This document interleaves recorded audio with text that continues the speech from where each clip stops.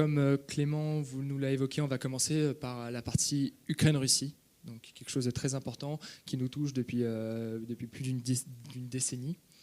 Et on aimerait commencer par une question simple. Que se passe-t-il depuis le 22 février 2022 ? Bien, d'abord, bonjour à tous. C'est bien que vous vous intéressez à la géopolitique parce qu'on est dans un monde où les frontières n'ont pas la même définition que lorsque moi j'étais à votre place. Et en réalité, c'est bien qu'on fasse de la géopolitique en première, terminale, et même si vous n'avez pas choisi cette spécialité, de vous y intéresser néanmoins, dans la mesure où on ne peut pas dire qu'il y a encore des affaires qui nous soient étrangères. Le terme d'affaires étrangères est plus adapté à la réalité de la situation. Ces affaires qui se passent, aussi bien à Gaza qu'en Ukraine, dont nous allons parler, et peut-être d'autres, ne sont pas étrangères, parce qu'elles ont un impact direct, qu'il s'agisse des débats que cela suscite, qu'il s'agisse du coût de l'énergie, qu'il s'agisse du flot de réfugiés. On voit bien qu'il y a vraiment une porosité entre les affaires internationales et les affaires nationales. Alors pour répondre très directement à votre question, le 24 février 2022, la Russie a décidé d'envahir l'Ukraine avec le but manifeste de changer le régime, donc d'y établir un régime ami. Manœuvre qui est à la fois surprenante et en plus vouée à l'échec, puisqu'il n'y avait que 160 000 soldats russes à la frontière ukrainienne, et à l'époque l'Ukraine faisait 40 millions d'habitants. Juste pour donner une comparaison, lorsque l'Union soviétique, avec les pays du pacte de Varsovie, a envahi la Tchécoslovaquie en 1968 pour changer le régime également, il y avait à l'époque 11 millions de Tchécoslovaques, il y avait 400 000 soldats. Et encore, l'armée tchécoslovaque était intégrée dans le pacte de Varsovie. Donc c'était facile. Donc, en tous les cas, cette manœuvre a échoué dans la mesure où l'armée russe n'est pas parvenue à Kiev. Et depuis, c'est une guerre de position avec une avancée russe. Il y a eu dans un premier temps un recul russe suite à une contre-offensive ukrainienne, mais qui s'est stabilisé, qui perd du terrain. Et aujourd'hui, la Russie grignote très peu, mais grignote un peu de terrain chaque jour. Et il y a toujours une guerre dans laquelle l'Ukraine est aidée par les pays occidentaux, matériellement, mais pas d'un point de vue d'effectifs, puisque tous les pays occidentaux, les pays occidentaux, à l'exception de la Hongrie et de la Slovaquie, et tous les membres de l'OTAN, aussi à l'exception de la Turquie, qui n'avait pas pris de sanctions contre la Russie, tous ces pays ont pris des sanctions contre la Russie, qui leur ont d'ailleurs aussi coûté à eux, puisqu'on a payé l'énergie beaucoup plus cher que lorsqu'elle arrivait de façon abondante et peu chère de Russie. Mais on n'envoie pas de troupes en Ukraine pour aider l'armée ukrainienne, parce que ça serait déclarer la guerre à la Russie. Nous ne le voulons pas, tout simplement parce que la Russie a l'arme nucléaire et que la Russie a procédé à ce qu'on appelle une sanctuarisation agressive. C'est une agression, mais comme la Russie a l'arme nucléaire, on ne fait pas la guerre. On a fait une guerre, les pays de l'OTAN ont fait une guerre contre la Yougoslavie. En fait, c'est gênant, si je ne vois pas tout le monde, je vais me tourner un peu. On a fait une guerre contre la Yougoslavie en 1999 pour aider les Kosovars. Mais si la Yougoslavie, à l'époque, avait eu l'arme nucléaire, on n'aurait pas fait la guerre contre la Yougoslavie. Donc, et cette guerre continue. La Russie et Poutine espéraient que l'arrivée de Trump au pouvoir, plutôt son retour, permettrait de mettre fin à l'aide à l'Ukraine et obligerait plutôt l'Ukraine à capituler, ce qui n'est pas encore le cas. Et la question que l'on se pose aujourd'hui, c'est combien de temps encore la Russie va refuser l'offre de Trump, qui est pourtant très généreuse en termes de concessions qui est faite à la Russie, et où est-ce qu'elle va continuer jusqu'à prendre le risque de fâcher Trump et que Trump réalimente l'aide à l'Ukraine. Mais en même temps, Trump a été élu sur la base de l'arrêt de l'aide à l'Ukraine. Et ce qui se passe en ce moment, c'est que Trump est en train de faire payer à l'Europe l'aide américaine à l'Ukraine. Et que ça ne coûte plus aux États-Unis, ce qui serait satisfaisant pour l'électorat de Trump. Et il y a aussi quand même un principe de réalité, c'est qu'il n'y a plus aujourd'hui que 30 millions d'Ukrainiens, parce que beaucoup sont partis, contre 145 millions de Russes. Donc, les buts de guerre de Zelensky, qu'il a mis en avant depuis le départ, depuis le premier jour de la guerre, qui est de récupérer tous les territoires perdus depuis le début de la guerre. Et pour Zelensky, le début de la guerre, ce n'est pas le 24 février 2022, c'est en 2014, lorsque la Crimée est annexée par la Russie.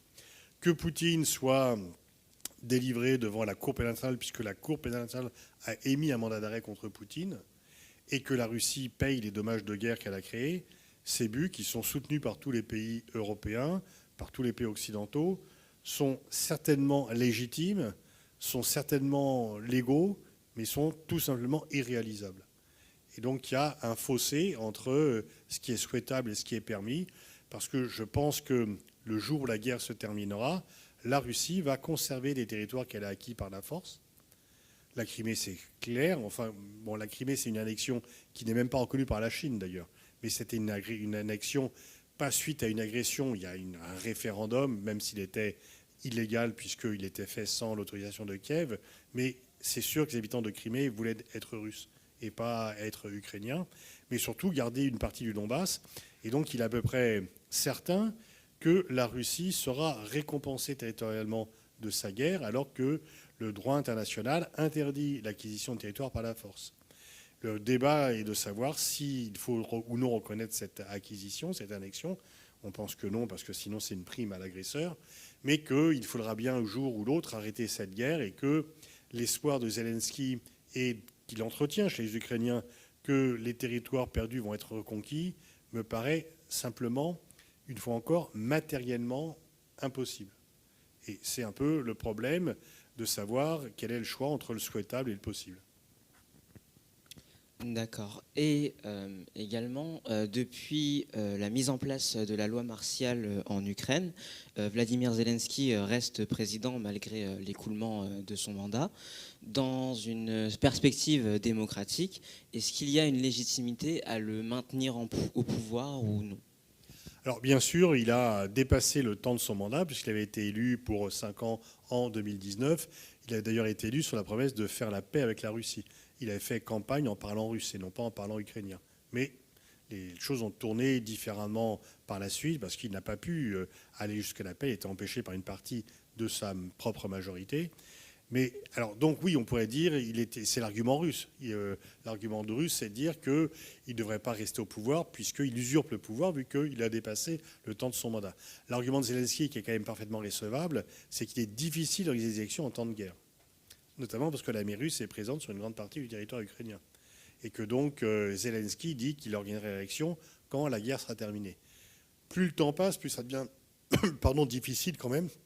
Il faudrait peut-être qu'un jour il y ait des élections, ne serait-ce que sur le territoire contrôlé par l'armée ukrainienne, et non pas cela. Et donc, effectivement, le problème, c'est que l'on sait que, généralement, les présidents de guerre ne sont pas les présidents de paix, et qu'il n'est pas certain que Zelensky gagne des élections. Donc, pour le moment, effectivement, on peut dire, bon, il a dépassé son mandat de peu, mais il est certain que plus le temps passe, plus la question de savoir quelle est la légitimité de son pouvoir sera posée. Merci beaucoup. Merci beaucoup. Vous venez d'évoquer la proximité que notamment le président ukrainien Volodymyr Zelensky avait en parlant russe pendant sa campagne électorale. Et aujourd'hui, la population russe et ukrainienne semble extrêmement divisée, allant jusqu'à un climat de haine presque nationaliste. Comment on peut expliquer ce schisme très particulier entre deux peuples qui ont partagé une histoire très proche, une culture très proche, une ethnie très proche, une religion proche, mais également une langue qui est presque similaire. Oui, elle est presque similaire, donc elle est différente. Il y a une culture, une religion proche, mais il y a deux églises, et l'église d'Ukraine s'est séparée de l'église russe. Il y a deux peuples différents, mais quand même, dès 1918, l'Ukraine a voulu être indépendante de la Russie, et c'est par la force qu'elle a été intégrée. Et pendant tout le temps de l'Union soviétique, le nationalisme ukrainien a été combattu. Alors, le hasard de l'histoire fait que Staline, en négociant la création de l'ONU, avait demandé que l'URSS ait 3 sièges à l'ONU, pas seulement un, pour équilibrer un peu par rapport aux pays occidentaux. Et donc, il y avait l'Union soviétique, mais également l'Ukraine et la Biélorussie qui avaient un siège à l'ONU. Et donc, en 1991, c'est les 3 républiques slaves, Russie, Biélorussie et Ukraine, qui ont demandé l'éclatement de l'Union soviétique en pensant que, débarrassé du fardeau de l'Asie centrale, il pourrait être plus efficace économiquement. Et pendant la Seconde Guerre mondiale, une partie des Ukrainiens se sont alliés. Les nationalistes ukrainiens, comme Stefan Bandera, se sont alliés aux nazis pour combattre l'Union soviétique. Donc, c'est deux peuples frères, mais en même temps, il y a aussi un passif. Ceci étant, c'est vrai que les Russes regrettent la guerre en Ukraine. Et par contre, en 2014, avec l'annexion de la Crimée, Poutine a gagné la Crimée, mais il a perdu l'Ukraine. Parce qu'à partir de là, le nationalisme ukrainien, le patriotisme ukrainien, s'est fait encore plus de façon hostile à la Russie. Et je dirais que, comme c'est la Russie qui a fait la guerre, il y a plus d'hostilité de l'Ukraine à la Russie que l'inverse. En fait, les Russes aimeraient bien qu'il y ait la paix, à condition de contrôler l'Ukraine. Et ce qui est bien sûr inacceptable pour les Ukrainiens. Et effectivement, de plus en plus, il y a une hostilité. Les disent, nous, on ne demandait rien, on était indépendants, c'est la Russie qui a lancé la guerre et c'est la Russie qui nous bombarde et qui détruit le pays. Donc, effectivement, auparavant, l'Ukraine était partagée en deux. C'est ce qu'on appelle les pays un peu torn country, les pays divisés. Il y avait une partie européenne, une partie slave. Et lors des élections après 91, on voyait très bien qu'à l'ouest, vers Lviv, on votait pour un parti et du côté du Donbass pour un autre. Et c'était très rouge du côté du Donbass. Et arrivé à Kiev, ça s'équilibrait. Mais les forces pro-russes étaient très populaires à l'est de la Russie et les forces pro-occidentales, pro-européennes, très populaires à l'ouest de l'Ukraine. À l'est de l'Ukraine ou à l'est de l'Ukraine, pardon. Et là, maintenant, dans le Donbass, il y a des gens qui veulent être russes parce qu'ils parlent russe, ils sont russophones, russophiles, et ils pensent que, effectivement, Zelensky et les dirigeants ukrainiens voudraient les priver de leurs droits culturels russes. Mais dans tout le reste du pays, le sentiment national s'est forgé sur l'hostilité à la Russie.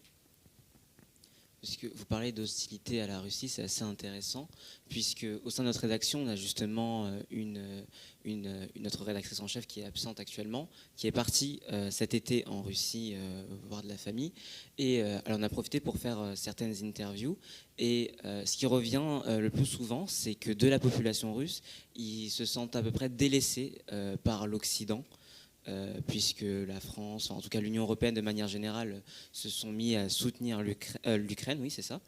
Est-ce que vous ne trouvez pas qu'il y a une forme, je ne dirais pas d'hypocrisie, mais de délaissement volontaire de la population russe, parce que dans tous les cas, il y a ces deux camps qui subissent la guerre, parce que ça m'étonnerait que des mères envoient leurs enfants volontairement se faire tuer en Ukraine et inversement. Alors en fait, au début, il y a une mobilisation patriotique en Ukraine après l'agression russe. Donc les gens allaient d'eux-mêmes au combat. Ils disaient qu'il faut défendre la patrie. Maintenant, il est plus difficile de trouver des volontaires parce que la guerre dure depuis longtemps et qu'il y a un peu des fois des rafles pour ramasser des jeunes et pour les envoyer de force. Et en Russie aussi, Poutine a évité la mobilisation générale pour ne pas devenir trop impopulaire. Et les gens sont attirés par des primes à la signature et par des payes qui sont 5 ou 6 fois supérieures au salaire normal. Donc il y a un aspect un peu économique. Et rappelez-vous qu'à un moment donné, Prigojine était parti dans les prisons russes. Le deal, c'était, tu as une peine de tant d'années, tu viens combattre 6 mois, tu es libre. Et donc il a un peu vidé les prisons pour avoir de la main-d'œuvre. Mais effectivement, les Russes se sentent coupés parce qu'il y a aussi peu aujourd'hui de relations entre l'Europe et la Russie que du temps de Staline. On a coupé tous les ponts. Les ponts, on peut plus, il n'y a plus de vol direct entre la France et la Russie. Il n'y a plus d'échanges intellectuels, plus d'échanges économiques, plus d'échanges universitaires. Il n'y a plus. Donc, on a vraiment coupé tous les ponts. Et les Russes se sentent abandonnés parce que pour les Russes, c'est pas eux qui ont déclaré la guerre. Ils n'ont fait qu'à répondre à une pression occidentale. Et c'est ce que dit Poutine. Et donc, c'est un peu un drame pour les Russes que la Russie est un pays, bien sûr, sur 2 continents, Europe et asiatique, mais culturellement, stratégiquement, intellectuellement, c'est un pays européen. Toute l'histoire de la Russie s'est faite adossée à l'Europe, de Frédéric II à Catherine II, y compris Lénine, qui a fait sa formation, le marxisme. C'est pas une théorie asiatique, c'est une théorie européenne. Donc les Russes sont coupés de l'Europe et ça les émeut, ça leur déplaît. Mais en même temps, c'est quand même eux qui ont fait la guerre. Alors, moi, je dis souvent, et du coup, je me fais engueuler des 2 côtés, c'est que je crois qu'on a quand même multiplié les erreurs à la guerre de la Russie après la fin de la guerre froide. L'extension de l'OTAN, la guerre en Libye, la guerre du Kosovo, la construction d'un système de défense antimissile par les États-Unis. On a multiplié les erreurs à la guerre de la Russie en les traitant non pas comme un partenaire pour bâtir un nouvel ordre mondial, mais comme le pays qui avait perdu la guerre froide et qui devait, du coup, en payer le prix. On cite souvent la phrase de Poutine comme quoi la disparition de l'URSS a été la pire catastrophe géopolitique du XXe siècle. Il y a une autre phrase qui me paraît bien présenter son point de vue, c'est de dire que la grande erreur des Russes après la fin de la guerre froide, c'est d'avoir fait confiance dans les Occidentaux. Et la grande erreur des Occidentaux, c'est d'avoir pris cette confiance pour de la faiblesse. Et donc Poutine se dit, plus personne ne va dire que la Russie est faible maintenant. Et donc, je pense sincèrement qu'on a multiplié les erreurs à la guerre de la Russie, qu'on aurait pu éviter cette guerre si on avait traité vraiment la Russie comme un partenaire et non pas comme le pays vaincu que l'on peut punir à loisir. Mais en même temps, aucune de ces erreurs ne justifie la guerre. Aucune de ces erreurs ne justifie la guerre parce qu'il y a bien une guerre illégale, qui est une guerre d'agression, accompagné de crimes de guerre. Les frappes sur les civils, les destructions d'infrastructures civiles sont des crimes de guerre, voire des crimes contre l'humanité, et que ceci ne peut pas être passé sous silence. Merci beaucoup pour cette analyse. Et également, pour finir sur le sujet de l'Ukraine et la Russie, on voudrait savoir votre avis sur le fait que l'Ukraine montre sa volonté constante, permanente, de rejoindre que ce soit l'Union européenne, que ce soit l'OTAN, et cette proximité avec du coup, respectivement l'OTAN et l'Union européenne, elle est soutenue par les dirigeants occidentaux, et alors que le Kremlin s'est exprimé très simplement, l'Ukraine ne doit pas être dans l'OTAN, pas d'OTAN aux frontières de la Russie, et même l'Union européenne, ça peut maintenant représenter un danger. Comment on peut analyser cela alors qu'on parle de fin de la guerre, on espère bientôt. L'Ukraine ne rentrera pas dans l'OTAN parce que personne n'en veut. C'est-à-dire l'Ukraine ne rentrera pas dans l'OTAN. Au début, en 2008, au sommet de l'OTAN, ce sont les États-Unis qui poussent à ce qu'il y ait une adhésion de l'Ukraine à l'OTAN. Et c'est la chancelière allemande, Mme Merkel, et le président français de l'époque, M. Sarkozy, qui repoussent cela en disant que ça serait trop provocateur à l'égard de la Russie, ça pourrait déclencher une guerre. Donc on a pris la plus mauvaise des solutions. On a promis à l'Ukraine qu'elle rentrerait dans l'OTAN sans la faire rentrer. Donc du coup, d'un point de vue russe, l'Ukraine est candidate à l'OTAN. C'est une menace pour elle. Mais elle n'est pas dans l'OTAN, donc elle ne bénéficie pas de la couverture de l'article 5 de l'OTAN, de la charte, enfin du traité de l'Alliance Atlantique, article 5 qui dit qu'une attaque contre un pays, si un pays membre est attaqué, tous les autres doivent venir le soutenir militairement. Donc elle est vue comme menaçante par la Russie, vu que la Russie la voit comme candidate à l'OTAN, mais elle n'est pas dans l'OTAN, donc elle n'est pas protégée. Donc on paye un peu cette erreur, cette situation bancale qui date depuis 2008. Mais depuis, plus personne ne veut de l'Ukraine dans l'OTAN. Et au premier rang, les États-Unis. C'était déjà le cas de Biden et encore plus de Trump. Et les autres pays européens sont hypocrites en disant « oui, on est pour l'OTAN », sachant que ça ne sera pas possible. Mais l'Allemagne ne veut pas plus d'une Ukraine dans l'OTAN. L'autre question, c'est l'adhésion de l'Ukraine à l'Union européenne. Et là, effectivement, et vous avez raison de le souligner, l'Ukraine dans l'OTAN, c'est un chiffon rouge pour la Russie, qui ne l'acceptera pas et qui, pour cela, n'acceptera pas qu'il y ait des soldats des pays membres de l'OTAN, même si ce n'est pas l'OTAN en tant que tel, mais des soldats des pays membres de l'OTAN qui viendraient garantir la sécurité de l'Ukraine, ils refuseront. Ils refuseront, ils continueront, ils n'arrêteront pas la guerre s'il y a cette perspective. L'entrée dans l'Union européenne est un autre problème, parce que la plupart des pays y sont favorables. D'ailleurs, l'Ukraine s'est vue attribuer le statut de pays officiellement candidat à l'Union européenne, alors qu'on peut penser qu'elle n'en a pas les capacités économiques et surtout pas le mode de gestion, parce que la corruption y est quand même un sport national très développé et donc on ne sait pas toujours où part l'argent. Par ailleurs, l'Ukraine a une très forte agriculture. L'entrée de l'Ukraine dans l'Union européenne pourrait déstabiliser l'agriculture, notamment polonaise et française. Et la grande crainte, en tous les cas pour certains, et dont moi, c'est que le prix de l'entrée de l'Ukraine dans l'OTAN serait catastrophique pour les finances de l'Union européenne, parce qu'il faudrait payer très cher. L'écart entre la moyenne de l'Union européenne et l'Ukraine est trop important. Et ce n'est pas un petit pays, même s'il y a moins d'habitants qu'auparavant, c'est quand même toujours 30 millions d'habitants. Et la Russie s'oppose moins à l'entrée de l'Ukraine dans l'Union européenne qu'à l'entrée de l'Ukraine dans l'OTAN, parce que, alors il y a deux façons de voir les choses. D'une part, parce que l'Union européenne n'est pas une alliance militaire, donc ça les gêne moins. Mais l'autre façon de voir les choses, c'est que peut-être qu'ils comptent que l'entrée de l'Ukraine dans l'Union européenne créerait un tel chaos dans l'Union européenne, de tels tracas, que ça serait très mauvais pour l'Union européenne et que les Russes s'en délecteraient. Mais on a parlé du coup des aspects économiques et un tout petit peu géopolitiques, mais si on veut pousser un peu plus loin, est-ce qu'il n'y aurait pas peut-être si l'Ukraine rentrait dans l'OTAN ou dans l'Union européenne, est-ce qu'on devrait craindre, nous, à notre échelle, une invasion russe ?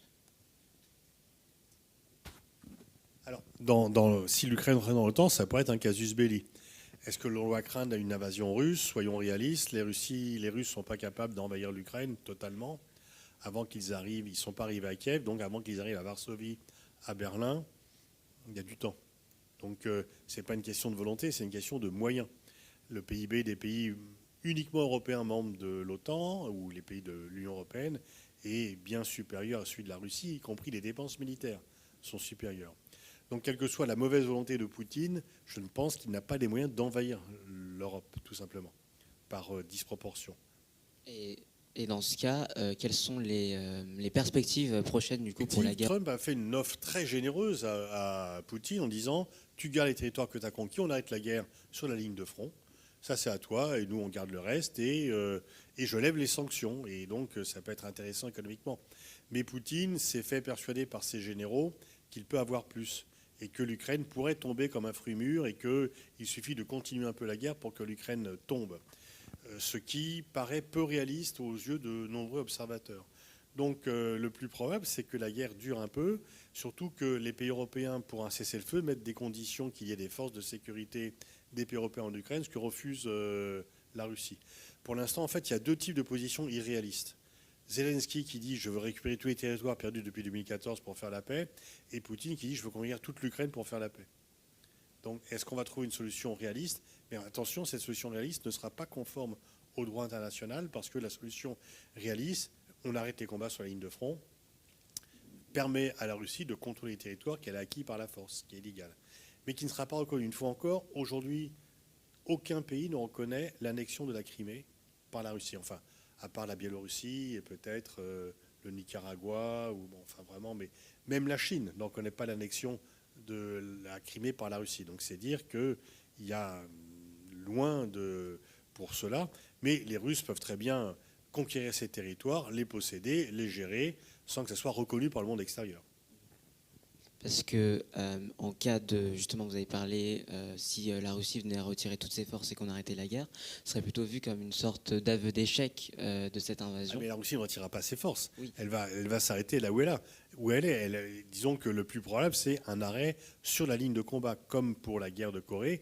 La différence, c'est que la guerre de Corée en 1953, quand il y a eu pas la paix, d'ailleurs un cessez-le-feu, parce qu'il n'y a toujours pas de traité de paix entre les deux Corées, eh bien, les troupes étaient revenues d'où ils étaient partis. Alors que là, depuis 2 ans de la guerre, un peu plus, 2 ans et demi, presque, oui, 2 ans et demi, eh bien, la Russie a quand même pris environ 20% du territoire ukrainien. Et je termine par une dernière question sur ce thème parce que c'est quand même assez intéressant. On va un peu s'éloigner de l'Ukraine, mais plus en rapport avec l'Europe et la France en général. On entend de plus en plus maintenant un discours, par exemple, parlant de réarmement de la France, sur le fait que l'Europe doit se serrer les coudes. On a même remis sur la table l'idée d'une armée européenne. Pensez-vous que l'Europe se prépare à la guerre en général ? Oui et non. En fait, les dépenses militaires n'ont pas autant augmenté, mais il y a des objectifs jusqu'à 5% du PIB, ce qui n'est pas possible parce qu'on n'a pas les moyens de le faire. On l'a accepté pour faire plaisir à Donald Trump lors du sommet de l'OTAN. Il y a une sorte de servilité.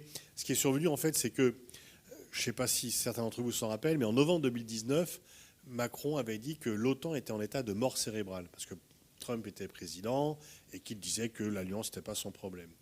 Et la guerre en Ukraine a redonné une nouvelle jeunesse à l'OTAN, puisque 2 pays qui étaient neutres pendant toute la guerre froide, la Suède et la Finlande la Suède et la Finlande ont adhéré à l'OTAN, et que tous les pays européens se sont dit, oulala, il n'y a que Washington qui peut nous protéger contre la Russie, donc il faut qu'on soit plus docile à la guerre de Washington. Et quand Trump est revenu, il a fait campagne en disant, débrouillez-vous, c'est votre affaire, moi ça ne me concerne pas cette guerre.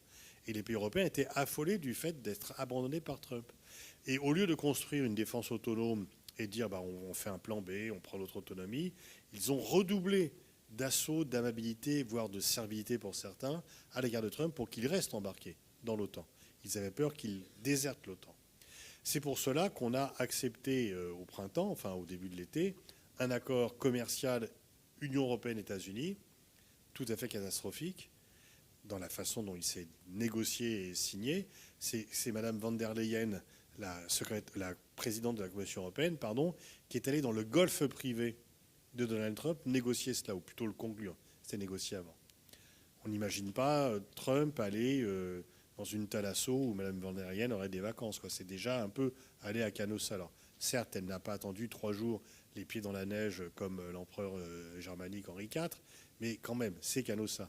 On a accepté un accord commercial dans lequel les produits américains exportés en Europe sont exemptés de droits de douane, tandis que les produits européens exportés aux États-Unis sont taxés à 15% de cela. Donc c'est tout à fait déséquilibré. On l'a accepté. Peu de temps après, on a fait le sommet de l'OTAN, qu'on a accepté de réduire à 24 heures pour que Trump vienne, parce que ça l'ennuie d'être avec tout le monde, il préfère des relations bilatérales ou l'être seul. Et on a donc accepté à sa demande l'objectif de pousser les dépenses militaires jusqu'à 5% du PIB, ce qui est irrationnel. On ne pourra pas le faire. Mais on l'a fait pour faire plaisir à Trump. Et en fait, peu de temps après, Trump a dit « Mais ça ne me plaît pas du tout, votre régulation des GAFAM. Démontez-moi là tout cela, sinon je vous mets des taxes à 50%. » Donc on est toujours en négociation. On a signé un accord, mais il ne sert pas à grand-chose. On est toujours en négociation. Donc on a vraiment là un problème d'unité, parce que des pays comme la Pologne ou les pays baltes ne veulent pas se fâcher avec Trump, que la France est moins active sur l'autonomie stratégique européenne qu'elle était auparavant, et que donc pour l'instant, le chantage de Trump a conduit la plupart des pays européens, non pas à dire on va devenir indépendant parce qu'il est insupportable, mais on va tout faire pour rester dans le même bateau avec lui. Et donc peut-on considérer l'Europe encore comme une puissance ? Oui, elle n'est pas impuissante, mais ce n'est pas une puissance stratégique globale. Il lui manque les dents militaires. Elle n'est pas une puissance, c'est une puissance soft power, c'est une puissance commerciale, mais il lui manque, elle a toujours besoin, ou du moins elle estime avoir besoin pour sa sécurité des États-Unis, ce qui est un aveu de faiblesse. Oui, malheureusement, le temps nous presse, donc on va devoir quitter ce conflit ukraino-russe, si je peux dire, et commencer par parler du conflit à Gaza.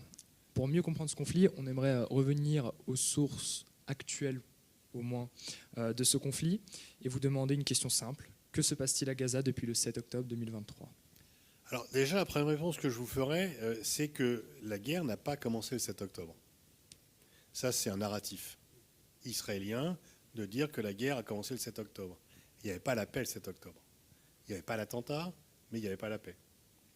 Donc cette guerre remonte à des origines très anciennes que l'on peut faire remonter à l'antisémitisme en Europe, à l'état des Juifs des Theodor Herzl, déclaration Balfour en 1917, la Shoah, l'antisémitisme virulent en Europe dans les années 30 et avec l'ACME qui est le génocide juif, la création de l'État d'Israël, le refus des pays arabes de voir l'État d'Israël être créé en Europe sous le motif de c'est pas nous qui avons fait la Shoah, débrouillez-vous pour faire ça ailleurs, et les échecs des différentes tentatives de paix, y compris après Oslo, sur le dilemme, enfin plutôt sur le couple et les territoires contre la paix, c'est-à-dire que Israël se retire des territoires qu'elle a conquis en 1967 en échange d'une reconnaissance par les pays arabes et d'un traité de paix.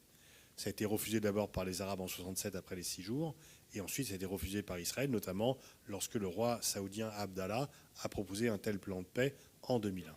Le 7 octobre, Gaza, qui était soumis à un blocus depuis 2006, des miliciens du Hamas et d'autres profitant de l'aubaine forcent le blocus qui existait et vont commettre des attentats sur des forces militaires, mais aussi et surtout, on pose là un attentat terroriste sur des civils qui vivaient dans les kibboutz, d'ailleurs dont beaucoup étaient des pacifistes israéliens.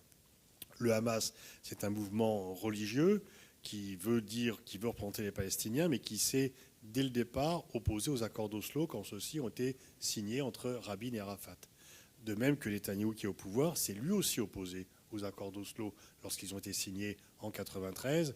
Et on peut dire que les accords d'Oslo ont déraillé de ce fait de l'opposition des radicaux ou des extrémistes palestiniens, mais aussi des extrémistes israéliens, parce que c'est bien l'Israélien qui a assassiné Rabin. Ce n'est pas un Palestinien qui a assassiné Rabin. Donc ces attentats avec 1200 morts et 248, 250 otages pris, donc 250 Israéliens et d'autres nationalités qui vivaient là, pris en otage pour le Hamas, ont créé un choc dans la mesure où jusqu'ici la guerre n'avait jamais eu lieu réellement sur le territoire israélien et qu'il n'y a jamais eu autant d'Israéliens ou de Juifs tués le même jour depuis la fin de la Seconde Guerre mondiale. Donc ça a complètement bouleversé Israël et l'opinion publique mondiale, qui s'est déclarée totalement solidaire d'Israël, et pour certains de façon inconditionnelle. Une solidarité ne doit jamais être inconditionnelle, mais même les pays arabes ont condamné les attentats, et à quelques vraiment très rares exceptions près. Et ensuite, Israël a dit qu'il fallait détruire le Hamas qui était responsable de ces attentats, et que tant que le Hamas existerait, il n'y aurait pas de paix. Et au départ, l'opération militaire a été lancée par Netanyahou pour récupérer les otages pris par le Hamas et pour éradiquer le Hamas. Beaucoup ont dit éradiquer le Hamas, ce n'est juste pas possible. Parce que même si on n'est pas d'accord avec eux, même si on condamne leur mode d'action, ils sont très bien insérés dans la société israélienne. Moi, j'ai bien connu Shlomo Ben-Ami qui était le leader du Meretz en 2005. C'était le parti un peu à gauche du parti travailliste. Il avait dit le retrait unilatéral de Gaza est une erreur parce que ça donnait une prime au Hamas. Pourquoi ? Parce qu'il plaidait pour que le retrait de Gaza soit négocié avec l'autorité palestinienne pour dire voilà, c'est un accord. Bon. Mais comme Sharon, qui à l'époque était au pouvoir, était hostile à des accords avec les Palestiniens, lui c'était la paix par la force, pas par les négociations, il ne l'a pas fait. Et du coup, le Hamas a dit que le retrait israélien de Gaza était dû à son action armée et non pas à des négociations. Et donc, entre l'échec de Camp David en 2000 et cela, Ehud Barak, qui est le Premier ministre israélien travailliste, va à Camp David, il n'y a pas d'accord avec les Palestiniens, il revient en Israël en disant « nous n'avons pas de partenaire ». Aux élections de 2001, du coup, c'est Sharon qui gagne les élections parce que les Israéliens, de façon cohérente, si tu as un parti qui veut négocier tout en disant qu'il n'a pas de partenaire, ils ont plutôt voté pour celui qui disait « on va avoir la paix par la force ». D'où la reprise de l'intifada en 2001 et le cycle répression, attentat, avec surtout une stratégie de Sharon qui était quand le Hamas faisait un attentat, Sharon s'en prenait à l'autorité palestinienne, qui n'était pour rien, mais qui affaiblissait les moyens de l'autorité palestinienne. Et puis avec le 11 septembre 2001, ça a été aussi un effet d'aubaine pour Sharon qui a dit nous avons notre Ben Laden, il s'appelle Arafat. Donc il y a eu de nouveau association Palestine-terrorisme. Et donc le Hamas a pris le contrôle de Gaza, blocus, et puis voilà ces attentats. Et après une réaction jugée de façon très large, disproportionnée d'Israël, qui ne s'est pas attaqué au leader du Hamas. Enfin, il s'est attaqué au leader du Hamas, mais qui ne s'est pas contenté de s'attaquer au leader du Hamas, qui a bombardé tous azimuts la bande de Gaza, qui a accentué la répression en Cisjordanie, ce qui fait que le Hamas n'est pas éradiqué. Et Anthony Blinken, qui était le secrétaire d'État, donc le ministre des Affaires étrangères de Joe Biden, donc qui a quitté le pouvoir en janvier de cette année, a dit lorsqu'il a quitté le pouvoir qu'il y avait plus de miliciens du Hamas aujourd'hui qu'au début de la guerre. Parce qu'on a tué des gens du Hamas, mais on a tué aussi beaucoup de civils, ce qui fait que beaucoup de gens se sont dit c'est horrible, je deviens milicien du Hamas. Et bien sûr, les otages ne sont pas libérés, il doit en rester une vingtaine qui sont vivants, parce que ceux qui ont été libérés, c'est généralement suite à une négociation, non pas un coup de force. Mais Netanyahou, les familles des otages reprochent à Netanyahou de continuer la guerre pour rester au pouvoir, et ils disent qu'il a abandonné les otages en réalité. Et pourquoi il veut continuer la guerre ? Parce qu'il a deux ministres extrémistes, Ben Gvir et Smotrich, qui sont ceux-là même qui avaient appelé au meurtre d'Isaac Rabin, donc qui sont les héritiers de celui qui a tué Isaac Rabin, qui disent que si il y a un cessez-le-feu, il quitte la coalition au pouvoir. Et s'il quitte la coalition au pouvoir, Netanyahou n'a plus de majorité et il perd le pouvoir, il tombe, parce qu'il n'y aura plus assez de députés pour soutenir son gouvernement. Et s'il tombe, il redevient justiciable pour des faits de corruption et il peut aller en prison. Donc beaucoup de gens disent que Netanyahou continue la guerre, en grande partie à des fins personnelles, pour ne pas aller en prison. Mais en tous les cas, il est certain que le Hamas n'est pas éradiqué, qu'il y a toujours des otages israéliens aux mains du Hamas, et que par contre, le nombre de morts est au bas mot de 66 000, et surtout, le débat ne se fait maintenant plus sur crime de guerre, crime d'humanité, mais il y a un débat qui est ouvert et qui est très actif sur le fait de savoir si Israël commet ou non un génocide en direct. Et il y avait déjà les bombardements sur les civils, mais à partir de mars, il y a eu un blocus de l'aide humanitaire et alimentaire qui est venu ajouter au procès d'intention fait de génocide sur Israël. On en profite, vu qu'on est également le 22 septembre, donc ça tombe bien. La France devrait, ou si ça n'a pas été déjà fait, reconnaître un État palestinien officiellement aujourd'hui. Et qu'est-ce qu'on doit en penser de cette reconnaissance tardive, puisque Macron avait annoncé qu'il le ferait en juin, puis l'a repoussé à la rentrée? Alors, qu'est-ce qu'on doit en penser ? Vous en pensez ce que vous voulez. Chacun a un avis différent là-dessus. Ce que l'on peut... Alors, elle est tardive dans la mesure où ça fait longtemps qu'on en parle. François Hollande, dans la campagne électorale de 2012, avait dit il y avait 60 mesures, dont la reconnaissance de la Palestine. Et dès son discours d'août 2012, donc à peine est-il rentré en fonction.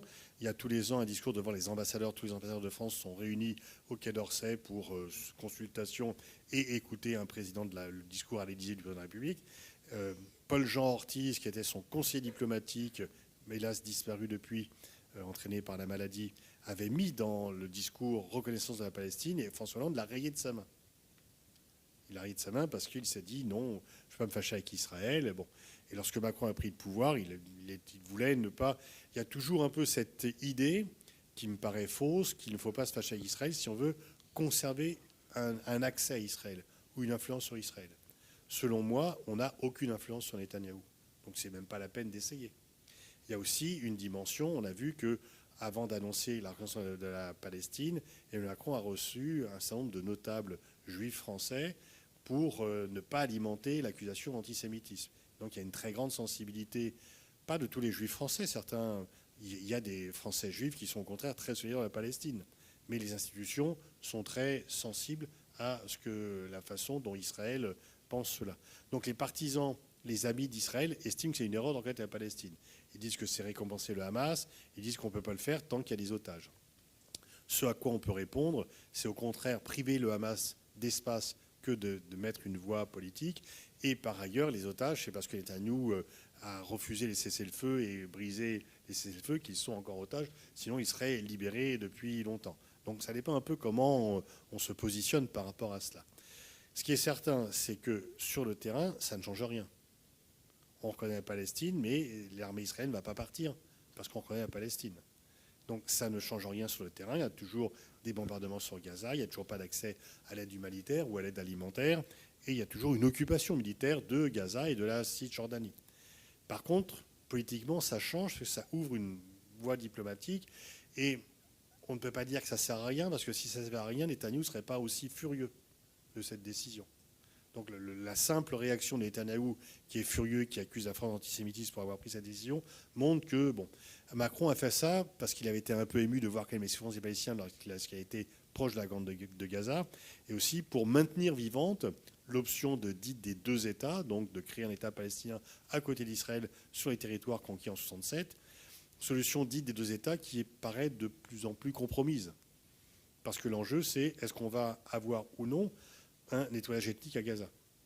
Est-ce que les 2 200 000 Gazaouis vont pouvoir y rester ou seront expulsés pour faire cette fameuse Riviera sur la Méditerranée?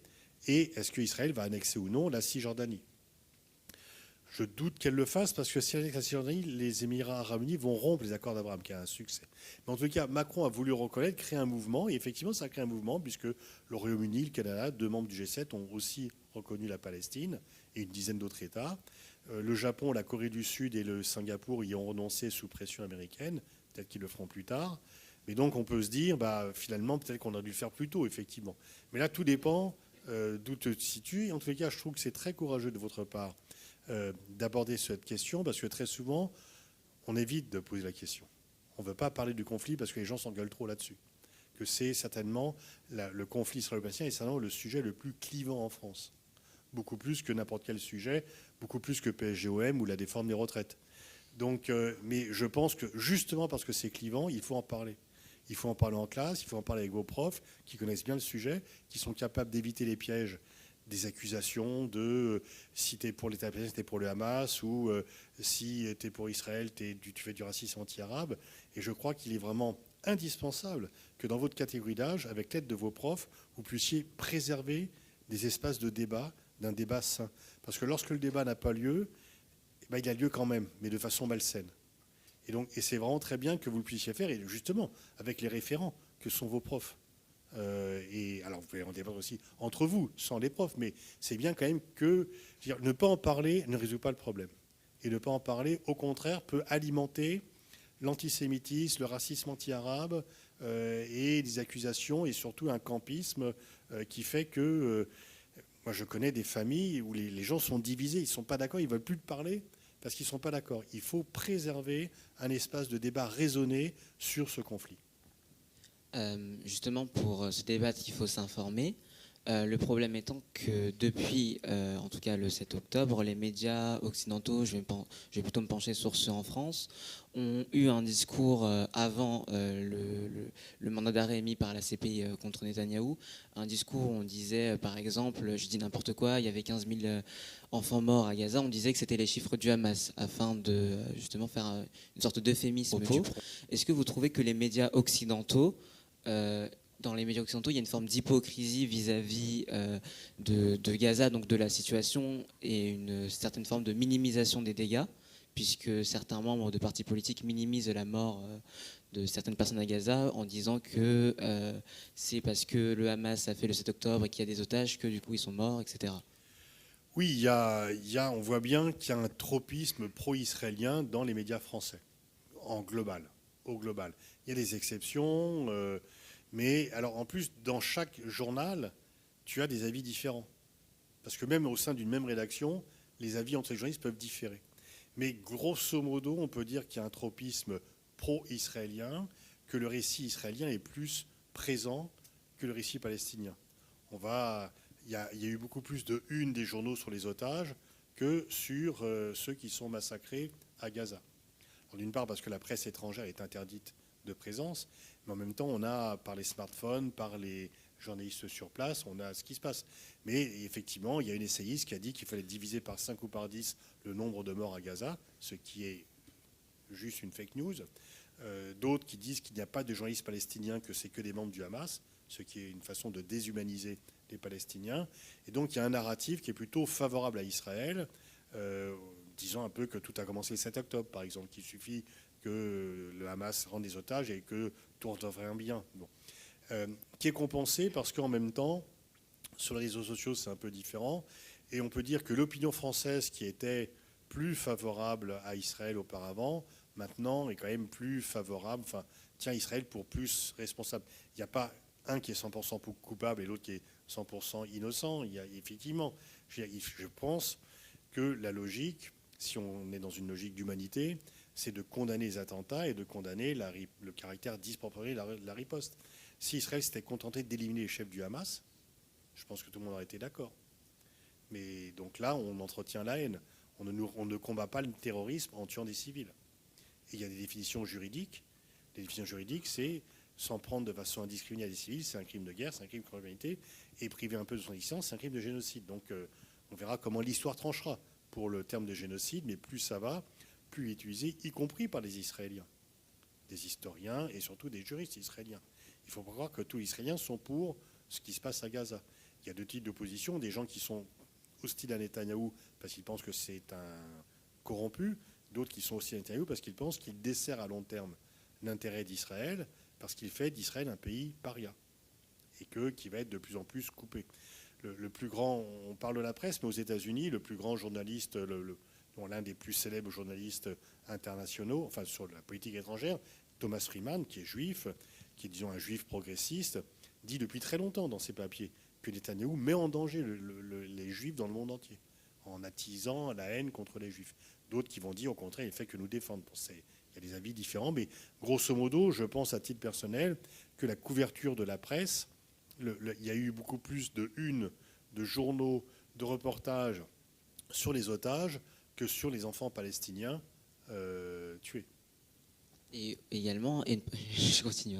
Et ne pensez-vous pas que le débat public a été un peu saturé ou en tout cas menacé par rapport aux accusations, puisque si une personne se met du côté pro-palestinien, elle va être accusée d'antisémitisme, et en France, quand on est accusé d'antisémitisme, on va avoir des sanctions qui tomberont beaucoup plus rapidement, notamment puisqu'on a un gouvernement qui soutient plutôt, enfin c'est une bonne cause aussi, mais oui, qui soutient la cause juive et donc la lutte contre l'antisémitisme. Ne trouvez pas qu'on a une forme de disproportion par rapport au... Alors que l'antisémitisme soit sanctionné, c'est normal.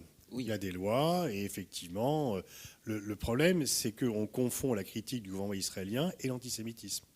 Et que la lutte contre l'antisémitisme, qui doit être une lutte partagée par tous, est instrumentalisée par le gouvernement israélien, parce que selon Netanyahou, l'ONU est antisémite, Guterres est antisémite, Albanese est antisémite, la France est antisémite, et dès qu'on n'est pas d'accord avec lui, on est antisémite. Et en fait, ces gouvernements d'extrême droite a intelligemment, de leur point de vue, dit que la cause contre l'antisémitisme est largement partagée dans les pays occidentaux, par réaction, entre autres, à l'horreur de la Shoah. Et donc, on va jouer sur cette corde sensible. Et ça marche. Parce que moi, je connais plein de gens qui me disent, sur le conflit israélien, je pense comme toi, mais je ne le dirai jamais en public, de peur d'être accusé d'antisémitisme. Moi, j'ai été accusé très régulièrement d'antisémitisme. Je n'ai jamais été condamné. J'ai fait 80 bouquins, beaucoup consacrés à ça. J'ai fait des centaines d'articles, des centaines, jamais une fois. Et si j'ai eu le moindre dérapage antisémite, je connais pas mal de gens qui seraient précipités pour me traîner devant les tribunaux. Je n'ai jamais été traîné pour antisémitisme devant les tribunaux, donc encore moins condamné. Et c'est vrai que ce que l'on peut craindre, c'est qu'à force d'utiliser l'arme de l'antisémitisme pour protéger un gouvernement israélien, on arrive à affaiblir la cause de la lutte contre l'antisémitisme. Si je critique par exemple Donald Trump pour sa brutalité, sa politique, ou si je critique Poutine pour la guerre en Ukraine, personne ne va dire que je fais du racisme anti-russe ou du racisme anti-américain. Mais si je critique Netanyahou, ça risque d'être l'argument massu, parce que effectivement, l'accusation d'antisémitisme, c'est le rayon paralysant par rapport à la critique d'Israël. De plus en plus, il y a des gens qui assimilent antisionisme et antisémitisme. En fait, il y a trois choses qui sont différentes. L'antisionisme, c'est l'opposition à l'existence de l'État d'Israël. Mais il y a plein de juifs qui sont antisionistes. Soit parce qu'ils sont très religieux et qu'ils pensent que c'est Dieu qui doit protéger les juifs et pas un État. Soit qu'ils sont très à gauche, la tradition du Bund, auparavant, qui disait non, il faut qu'on fasse la révolution là où on est, et si on crée un État, il va être national, et donc nationaliste, et donc agressif. Bon. Mais l'antisionisme et l'antisémitisme sont des choses différentes. En 67, par exemple, il y avait un journal qui s'appelait Minute, qui était un journal d'extrême droite. Bon. Et à l'époque, il n'y avait pas la loi Guesso, donc émettre une opinion antisémite n'était pas punissable par la loi à l'époque. Et c'est un journal qui était ouvertement antisémite, Minute, qui avait un tirage assez important. Et après la guerre des 6 jours, Minute a félicité Israël. Donc un journal antisémite félicitait l'État sioniste. Pourquoi ? Parce que c'était un peu à la revanche de la guerre d'Algérie. Et on pouvait lire dans Minute, bravo l'armée israélienne, les Arabes ne comprennent que le coup de pied au cul et la trique. Donc tu pouvais être sioniste et antisémite en même temps. Et une fois encore, être antisémite et antisioniste, deux choses différentes, mais c'est encore différent que de critiquer le gouvernement d'un pays, ce qui devrait être possible dans tous les cas d'espèce. Et est-ce qu'avec toutes ces tensions que vous évoquez pendant toute cette conférence, est-ce qu'il y a tout simplement une finalité envisageable entre ces deux pays ? On a eu certes la proposition de la solution à deux États, mais est-ce qu'il y a une autre finalité envisageable ? Parce que d'un côté, on a l'État d'Israël qui montre, on va dire, qu'ils ne sont pas prêts à la diplomatie. Les trois solutions possibles, il n'y en a pas d'autres. C'est l'État binational, donc un État qui réunit juifs et arabes, qui était le plan initial de l'ONU avant que l'on décide d'un plan de partage entre un État arabe qui n'a pas été créé et un État juif qui a été créé. L'État arabe n'a pas été créé parce que l'Égypte a envahi Gaza et la Jordanie a envahi la Cisjordanie et Jérusalem-Est. Bon, là, c'est impossible parce qu'ils se haïssent trop. L'autre solution, c'est les deux États, justement. Mais on voit bien que pour qu'il y ait deux États, il faut qu'il y ait un autre État que celui qui existe. Et donc, il faudrait que l'armée israélienne se retire. Elle n'en prend pas le chemin. La troisième solution, c'est le nettoyage ethnique, qui serait un crime contre l'humanité, et voire un génocide, et qui mettrait Israël au banc des nations. Donc, en fait, on peut penser que l'intérêt à long terme d'Israël est de faire la paix avec les Palestiniens. Une paix froide, on ne va pas leur demander de s'aimer, mais chacun chez soi. Et bon.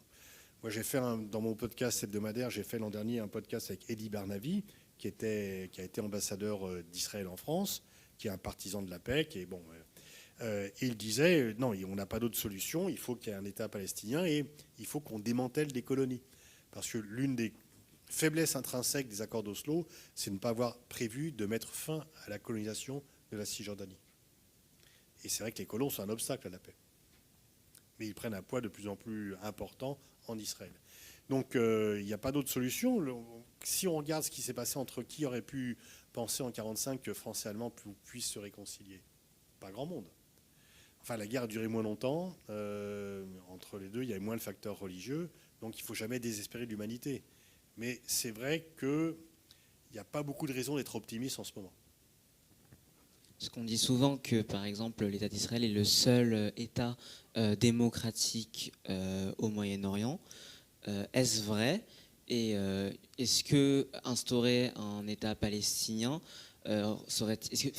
supposément qu'il y ait un État palestinien qui est créé, est-ce que ce serait un État démocratique ou un État, comme certains le critiqueraient, un État gouverné par le Hamas? Alors, il y a aussi le Liban, qui est un État démocratique au Proche-Orient. Donc, Israël n'est pas le seul État démocratique. Et les autres sont des... Bon, pas l'Égypte, bien sûr. La Jordanie, il y a des élections. Enfin, bon, plus ou moins contrôlées. Bon. Mais l'État, il est démocratique pour les Juifs et les Juifs pour les Arabes, Israël. Parce que même les Arabes israéliens qui ont la nationalité israélienne ont des droits réduits par rapport aux autres. Donc, et puis, c'est une puissance occupante, surtout. Bon, alors, est-ce que l'État palestinien serait un État du Hamas? Pour l'instant, tous les plans de paix prévoient que le Hamas doit être démantelé, désarmé.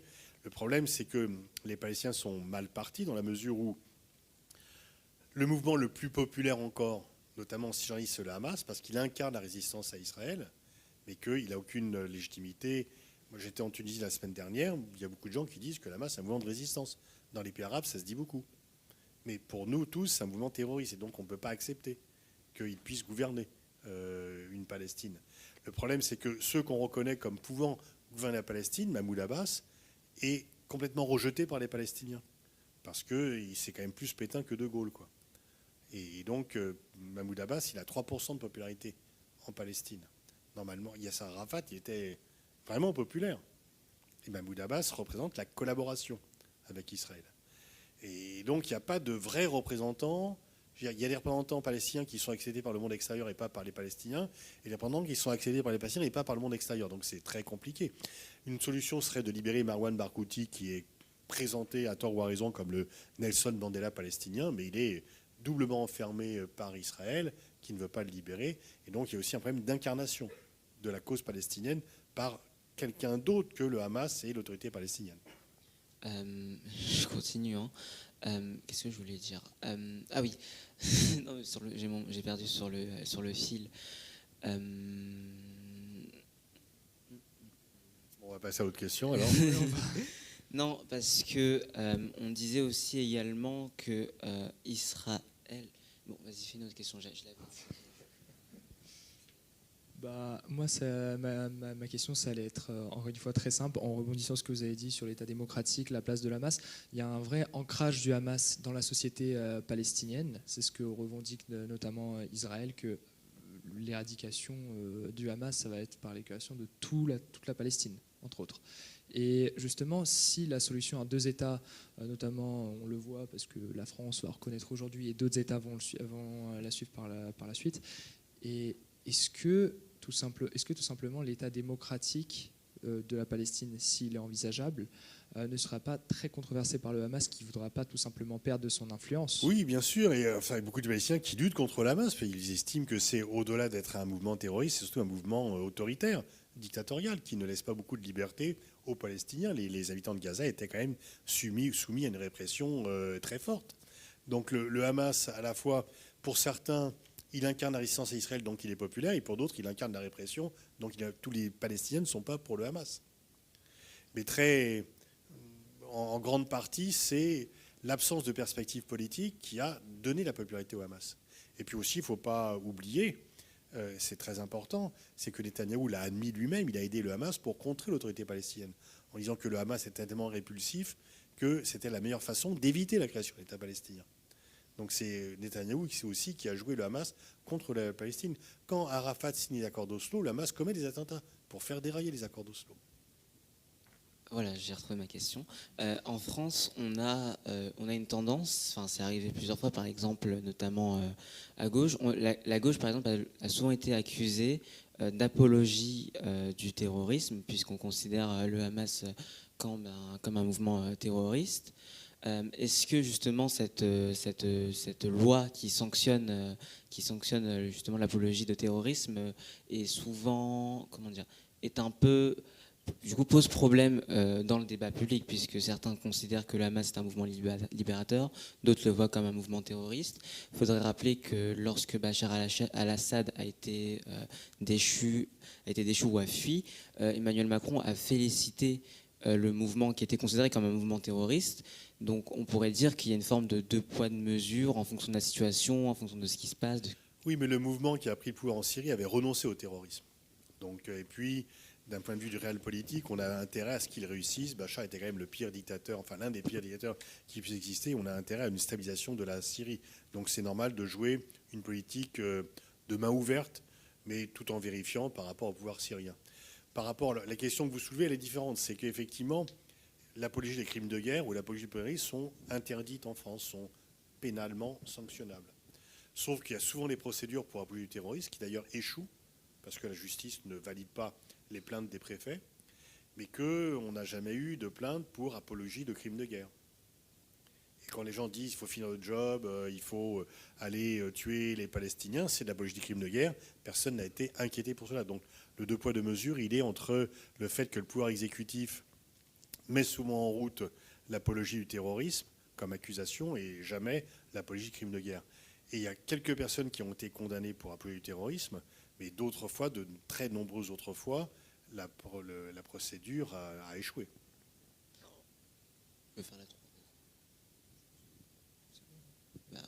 On l'a plus ou moins traité. On me rappelle sur la question 3, sur le fait que la commission d'enquête du Conseil des droits des hommes, le mardi dernier, ils ont publié un rapport qui justement qualifie la situation entre ces deux États de génocide, tout simplement. Et il y a plusieurs politiques d'ONG qui la qualifient aussi un tel. Et c'était juste pour savoir quels sont les éléments à charge, tout simplement. Il y a 4 des 5 preuves motifs de génocide, c'est affamer une population, détruire l'habitat, détruire le système de santé, détruire le système éducatif. Ça fait 2 ans qu'il n'y a pas d'éducation à Gaza, qu'il n'y a plus d'hôpitaux, que le simple fait de l'hygiène corporelle n'existe plus. Il y a le nombre de morts. Là, le nombre de morts que l'on retient, c'est les morts par les bombardements. Mais il y a ceux qui meurent de blessures, ceux qui meurent parce qu'ils n'ont pas accès aux soins. Donc ils étaient malades. Auparavant, on pouvait les soigner. Maintenant, on ne peut plus les soigner.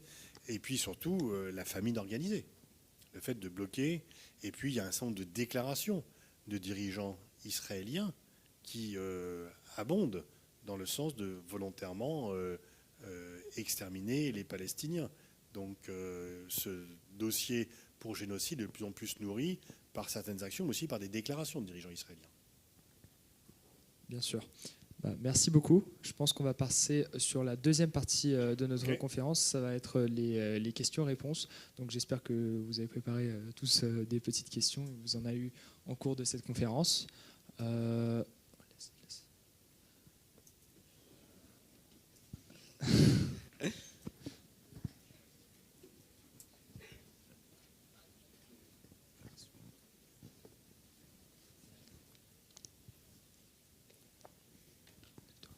Bonjour. Bonjour. Quelles sont les conséquences directes du conflit israélo-palestinien sur les grandes puissances?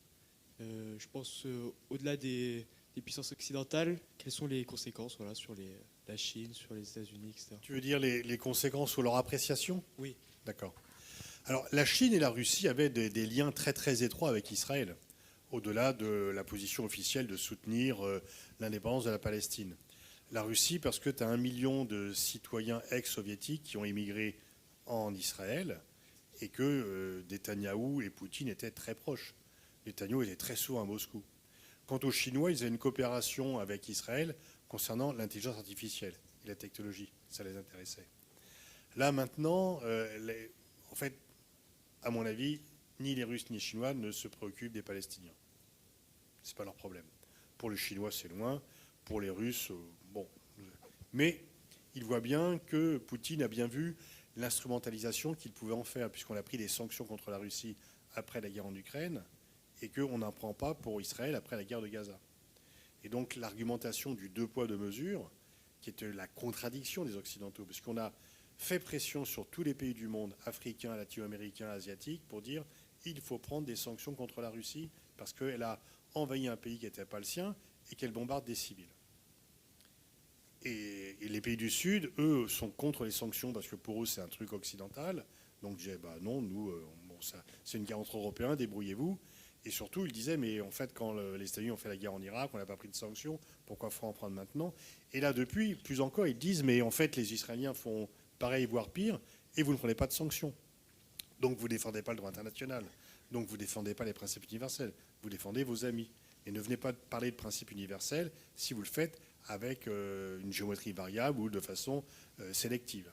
Bon. Donc ça, pour Poutine, c'est un argument pour développer les relations avec les pays du Sud global, pour dire, vous voyez, les Occidentaux sont des hypocrites. Pour la Chine aurait préféré garder une bonne coopération avec Israël, mais comme elle se présente elle-même comme le pays leader du Sud global, elle ne peut pas être à l'encontre de cela.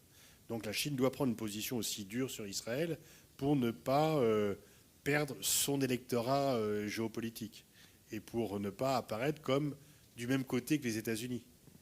Et pour les Chinois, par rapport au pays du Sud global, c'est assez tentant de dire, regardez, nous on est pour le droit des peuples, les États-Unis, si les États-Unis arrêtaient d'envoyer des armes en Israël, il n'y aura plus de bombardement à Gaza. Donc c'est bien les États-Unis qui sont responsables de la poursuite de la guerre. Et c'est un argument qui marche.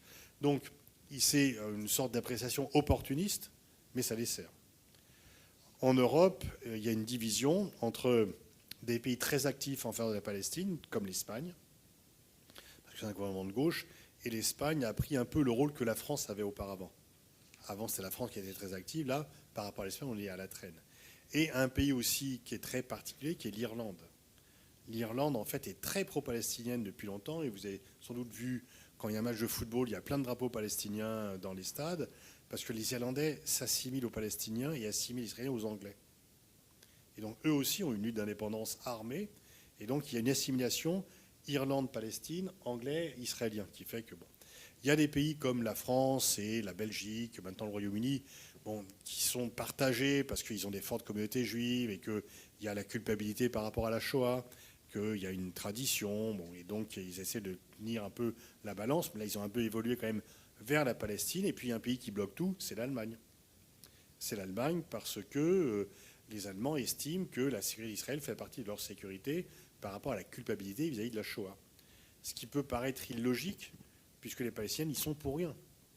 Et que les Allemands font un peu payer aux Palestiniens les crimes de leurs arrière-grands-parents. Mais c'est une position qui est très forte en Allemagne, mais dans laquelle il y a aussi une coupure générationnelle. Si tu manifestes pour la Palestine en Allemagne, tu peux être arrêté. Mais il y a une coupure générationnelle parce que les jeunes disent non, enfin ce que l'on voit n'est pas du tout normal et on ne peut pas accepter de voir cela. Bonjour Monsieur Boniface, je m'appelle Clovis, je suis un élève de Blanche de Castille et c'était une question plutôt sur un sujet global. C'est comment voyez-vous l'évolution des régimes autoritaires dans les prochaines années? Alors par exemple, comme régime autoritaire, il y en a tellement. C'était plutôt sur ce qui se passe aujourd'hui dans le monde, l'évolution des régimes, comment ils évoluent, et plutôt des démocraties qui sont menacées de nos jours. Ah, d'accord. Oui, on peut dire que la démocratie est en recul. La démocratie a progressé tout au long de la fin du XXe siècle. En Amérique latine, d'abord, les dictatures militaires sont tombées les unes après les autres. En Afrique, où il y a un début de bégaiement démocratique. En Europe de l'Est, puisque ce sont tous des démocraties. Et puis même la Chine s'ouvrait un peu. Bon, on a eu la Corée du Sud, Taïwan, qui étaient des dictatures qui sont des démocraties. Et puis ça a commencé aussi à gagner un peu en Afrique au début de ce siècle. Et là, il y a un recul. Il y a un recul parce que ça, soit tu as ce qu'on appelle les démocraties illibérales, comme en Hongrie par exemple, ou en Turquie, où les dirigeants arrivent au pouvoir par des élections, mais une fois qu'ils sont élus, ils répriment l'opposition. Et ils ne respectent pas le droit à l'opposition. Le principal opposant à Erdogan est en prison, alors qu'il aurait dû se présenter contre lui aux élections présidentielles de 2028. Il y a un peu le temps encore. Bon, on voit bien que les régimes démocratiques en Afrique de l'Ouest ont été renversés par des dictatures. Mais aussi parce que dans cette région-là, la démocratie était associée à corruption. Et que la démocratie n'avait pas délivré ce qu'on attendait d'elle. En Égypte, il y a eu le mouvement Irak qui a fait un peu trembler sur ses bases le pouvoir, mais qui s'est rétabli grâce à une répression ciblée, le Covid. Bon. Au Soudan, le régime militaire a été renversé, il a repris le pouvoir, et maintenant il y a 2 généraux félons qui se battent pour savoir qui se partagera les ressources. Et on voit dans de nombreux pays une crispation autoritaire. C'est le cas une fois encore Alors en Pologne, c'est partagé par une cohabitation. Donc, il y a une simple menace sur la démocratie dans la plus grande, enfin, dans le modèle démocratique qu'étaient les États-Unis, puisque Trump veut très nettement rogner les droits et libertés dans ce pays. Donc la démocratie est attaquée de toutes parts, mais en grande partie parce qu'elle n'a pas délivré la promesse sociale d'égalité qui était la sienne aussi. Et que ça, c'est une faillite assez importante. Est-ce que c'est structurel ou est-ce que c'est un passage et que l'on reviendra de nouveau vers un progrès démocratique comme à la fin du XXe? Ça, on verra. Ça dépend de ce que feront les démocraties elles-mêmes.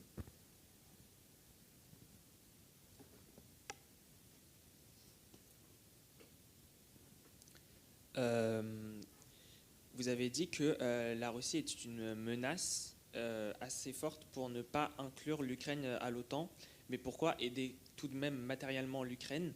Et pourquoi avoir promis à l'Ukraine de l'inclure dans l'OTAN alors que de toute évidence, ça n'allait pas le faire? Alors, on l'a promis en 2008 parce que c'était les États-Unis, à l'époque, qui voulaient l'inclure en se disant il faut élargir l'OTAN, c'est aussi une façon d'élargir l'influence américaine. Maintenant, on ne le veut plus.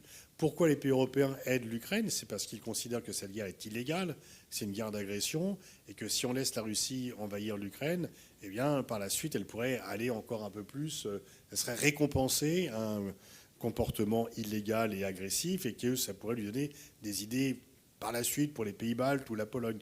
Donc c'est pour cela qu'on aide l'Ukraine. Bonjour Monsieur Boniface, j'avais une question plutôt sur les États-Unis. On a vu récemment notamment l'arrêt du soutien, en tout cas officieusement des États-Unis au niveau des armes, l'OTAN, etc. Les Européens commencent à s'affoler. Cette puissance qui est en décadence, est-ce que pour vous elle a un avenir radieux avec peut-être la Chine qui va pouvoir reprendre son influence sur l'Europe ou même l'Asie? Ou alors à l'inverse, la Chine qui va commencer à prendre une puissance incontrôlable par rapport aux États-Unis en Asie? Et voilà, donc ma question c'était quel avenir pour cette puissance des États-Unis? Est-ce que l'Amérique va être grande de nouveau ou pas? Est-ce que le mandat de Trump va laisser des traces? Est-ce qu'il change le cours du monde? Il est certain que le slogan de Trump, Make America Great Again, est l'aveu indirect d'un affaiblissement des États-Unis. Parce que s'il faut lui rendre sa grandeur, c'est qu'il en a perdu, sinon ce n'est pas la peine. Et Trump a choisi de rendre la grandeur à l'Amérique par la contrainte. Pas par la contrainte militaire, même s'il a bombardé l'Iran, mais par la contrainte économique. T'es pas d'accord, je te mets les tarifs, donc tu as intérêt à faire ce que je veux. Est-ce que ce pari va réussir? Pour l'instant, il réussit avec les pays européens qui, du fait de la guerre en Ukraine, ont peur et acceptent des conditions qu'ils ne devraient normalement pas accepter de la part des États-Unis. Mais ça ne marche pas ailleurs. Parce que la Chine n'accepte pas les conditions, l'Afrique du Sud non plus, le Brésil non plus, et plein d'autres pays. Et on peut penser que la brutalité de Trump pourrait au contraire affaiblir l'influence américaine. En tous les cas, moi, ce dont je suis certain, pour bien connaître la Chine, c'est que les Chinois sont ravis de voir Trump au pouvoir. Qu'ils ont voté pour lui. Parce que Trump est agressif verbalement avec la Chine, mais le dysfonctionnement qu'il établit, le fait que quand, par exemple, il supprime USAID, qui était le grand programme d'aide au Sud mis en place par les États-Unis en 1961 par Kennedy, pas pour aider les pays africains, pour lutter contre l'influence soviétique. Quand Trump arrête tout d'un coup brutalement USAID, les Chinois qui continuent leur programme des routes de la soie disent, regardez, le discours chinois aujourd'hui, c'est nous sommes un pays stable et fiable, un partenaire sur lequel vous pouvez compter, contrairement aux États-Unis. Et donc les foucades de Trump permettent la poursuite de la progression chinoise dans ce grand combat qu'on appelle le piège de Thucydide pour savoir qui sera la première puissance mondiale entre Pékin et Washington. Bonjour monsieur, ma question est la suivante. Pensez-vous que les mesures prises par l'Union européenne sont réellement efficaces contre les violations aériennes perpétrées par la Russie à l'encontre d'États membres de l'Union européenne mais aussi de l'OTAN? Et sinon, quelles mesures concrètes pourrait-elle mettre en place pour réaffirmer sa puissance et son intégrité territoriale sans que cela ne provoque une escalade de violence? En fait, il y a eu déjà 19 trains de sanctions contre la Russie qui n'ont pas fait arrêter la Russie. Donc effectivement, il ne faut pas non plus tomber dans l'escalade et donner un prétexte à la Russie d'entamer la guerre dont elle ne veut pas et dont personne ne veut. Parce que la dissuasion, ça joue entre la Russie et les pays européens. Et donc ce qu'il faudrait, le véritable enjeu, selon moi, c'est de créer une base industrielle européenne de défense et ne pas uniquement acheter ou principalement acheter des armes aux États-Unis. Depuis le début de la guerre en Ukraine, 63% des armes achetées par les pays européens en dehors de leur marché national l'ont été aux États-Unis. Donc on alimente le complexe militaro-industriel américain au lieu de créer une base industrielle et technologique de défense européenne. Donc il faudrait mieux arrêter d'acheter américain pour construire européen. Mais on n'en prend pas tout à fait le chemin, malheureusement, pour le moment. Monsieur Boniface, pardon, juste ici. 2 questions. Vous avez parlé, d'une part, de la politique de main ouverte, lorsqu'on a cité le président Macron qui avait accueilli Ahmed Al-Shara à l'Élysée et qui s'était réjoui sur Twitter, X, de la chute du régime bassiste. Faut-il pas craindre maintenant une politique des bras ouverts? Première question. Deuxième question. On a un gouvernement... Par rapport à Al-Sharaf? Par rapport à Al-Sharaf. Et deuxième question, on a un gouvernement démissionnaire. Sébastien Lecornu va devoir trouver un nouveau ministre des Affaires étrangères à loger au Quai d'Orsay. Le dernier profil professionnel de diplomatie en France, c'était Catherine Colonna, il y a 2 ans déjà. Quelle grille de lecture, quels critères pour un bon diplomate, un bon chef du Quai d'Orsay, quand on sait que la diplomatie française est en plein délitement et que l'Espagne en fait plus que nous sur ce plan-là? Alors, pour votre première question, non, il n'y a pas de bras ouverts, c'est plutôt trust and verify avec Al-Sharaf. C'est-à-dire que, honnêtement, on a tous intérêt à ce qu'il réussisse. Mais pour qu'il réussisse, ça veut dire ne pas massacrer les Kurdes. Alors, lui, il dit que c'est des troupes qui ont échappé à son contrôle, et on peut concevoir que quand tu viens, après des années de Bachar et Al-Assad, tu ne peux pas tout contrôler. Et que lorsqu'il était à Alep, il a plutôt eu une politique ouverte et pas du tout répressive. Donc on a intérêt à ce qu'il réussisse. C'est pour ça, lever les sanctions peut être... Il y a quand même 90% des Syriens qui sont en deçà du seuil de pauvreté. Donc le pari qui est fait, c'est qu'il ait plus un agenda nationaliste que religieux. Et s'il a un agenda nationaliste, il s'occupe de l'intérêt national plutôt que d'exporter la charia partout ailleurs. Sur votre deuxième question, d'une part, c'est quand même le président qui décide. Donc pour avoir un bon ministre des Affaires étrangères, il faut avoir une bonne politique étrangère et qui soit plus offensive. Et je suis d'accord avec vous pour dire que l'Espagne a repris le rôle qui était le rôle traditionnel de la France, de porter la voix des sans-voix dans le monde. Et que moi, je gère tout au début de ce siècle, partout, je ne suis pas spécifique de région, donc je vais un peu partout dans le monde, généralement à raison d'une semaine par mois à l'étranger. Partout où j'allais, le simple fait d'être français me donnait une prime de popularité. C'est plus le cas maintenant, parce que la France a un peu donné le sentiment d'être moins singulière. Pas seulement, mais notamment sur le conflit israélo-palestinien. Et donc, je ne sais pas si Jean-Noël Barrot va rester ou s'il sera remplacé, mais en tous les cas, pour avoir une bonne politique étrangère, il faut non seulement être compétent, il faut surtout avoir un mandat clair de la part du président. Si le mandat est clair de je ne sais pas trop, en même temps, on ne peut pas faire grand-chose. Je ne vois pas Dominique de Villepin accéder à être ministre aujourd'hui. Il y a peut-être un miracle. Je serais plutôt favorable personnellement, mais disons qu'on ne peut... Enfin, quelqu'un avec un personnage de Dominique Villepin aurait du mal à être le ministre des Affaires étrangères d'Emmanuel Macron aujourd'hui. Non, surtout à ses orientations. Alors, il y a le calendrier. Si tu veux être candidat à la présidentielle, il vaut mieux ne pas... Bon, mais surtout, c'est que leurs orientations ne sont pas les mêmes et que c'est le président qui, institutionnellement, a la prééminence.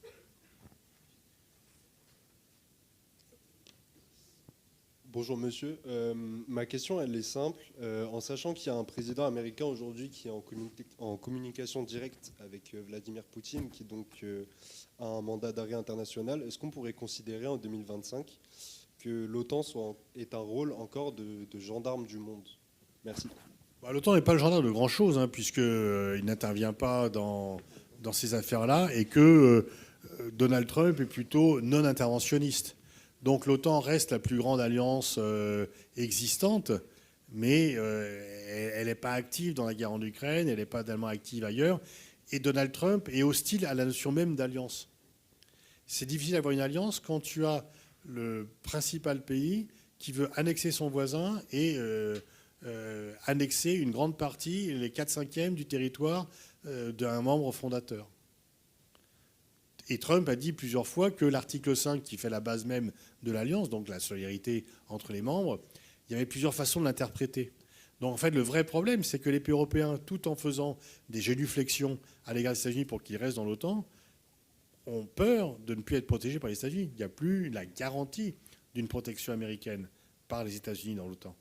On peut se demander si le terme de monde occidental existe toujours, avec Trump qui ne connaît pas d'amis, qui ne connaît pas d'alliés, qui connaît que des pays puissants et des pays faibles.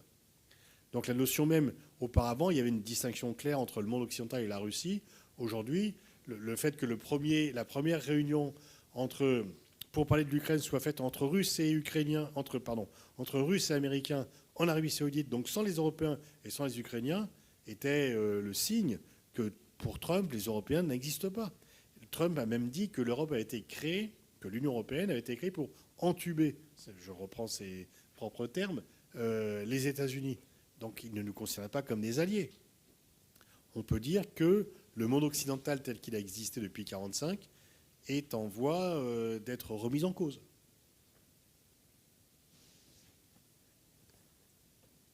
Bonjour monsieur, je voudrais savoir comment avez-vous fait pour devenir le géopolitologue que vous êtes aujourd'hui? Quel est le parcours que vous avez eu et pourquoi avoir pris cette voie? Ouais, complètement par hasard. C'était pas une fée sur le berceau. Je suis arrivé en fac de droit au départ pour être avocat et ensuite j'ai été séduit par des profs, par mon prof de droit international. Donc je dis je préfère être enseignant à la fac, c'est génial, etc. Donc puis enseignant, tu changes, enfin c'est bien. Donc j'ai voulu devenir enseignant. J'ai fait du droit au départ, j'ai fait une thèse de droit international. Et le professeur avec qui je faisais ma thèse s'est occupé de désarmement, donc j'ai fait une thèse sur le désarmement. Après, je suis passé du désarmement à la défense, au fur et à mesure. Et au bout d'un certain temps, je me suis dit que le droit n'était pas suffisant pour expliquer le monde. Et que je devais élargir ma palette pour vraiment comprendre le monde, non pas au seul droit, mais aussi à la géopolitique, Et donc, je me suis un peu spécialisé, donc, au fur et à mesure, de par les hasards des comptes en relations internationales. Et puis, j'ai eu une voie qui s'est proposée. Donc voilà, il n'y avait pas de plan préconçu à l'avance. Et c'est un peu le hasard des rencontres, des opportunités et le fait de saisir ou non les opportunités. Ce qui est intéressant dans la géopolitique, c'est que pour faire de la géopolitique, il faut que tu fasses un peu d'histoire, un peu d'économie, un peu de sociologie, un peu de tout. C'est très varié. Donc c'est vraiment intéressant.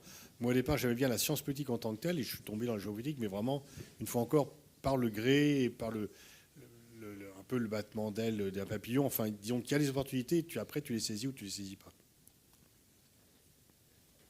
Bonjour Monsieur Boniface. On voit depuis quelques années une montée des conflits partout dans le monde. D'où ma question. Pensez-vous qu'aujourd'hui, l'ONU prend la même direction que la SDN ? Alors, c'est vrai que l'ONU est bloquée, non pas par le veto, parce que sans veto, il n'y aurait pas d'ONU, mais par la division entre les grandes puissances. Le droit de veto n'est que le reflet de la division des grandes puissances. Et quand tu as en plus le membre principal, quand tu as un membre permanent important qui fait la guerre à un voisin, et ensuite un autre membre important qui veut annexer le territoire de pays alliés ou qui veut faire des guerres commerciales avec tout le monde, et qui veut réduire le budget de l'ONU. Les États-Unis se sont retirés de l'OMS, de l'UNESCO, ils vont vouloir réduire le budget de l'ONU. Ils veulent mettre à bas. J'ai fait la semaine dernière un podcast avec Thierry Seret qui bosse dans le système onusien depuis 20 ans.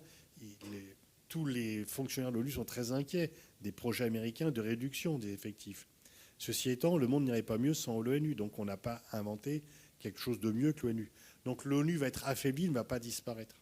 L'ONU n'a pas été créée. C'était un ancien secrétaire général de l'ONU, enfin Daga Marshall, qui a été tué d'ailleurs en mission, qui avait dit l'ONU n'a pas été créée pour apporter le paradis, mais pour éviter l'enfer. Et donc l'ONU a plein de défauts, mais sans l'ONU, ça marche moins bien. Et en plus, souvent quand on parle des échecs de l'ONU, on voit le Conseil de sécurité qui est bloqué par le veto. Mais il y a plein d'autres choses qui marchent bien.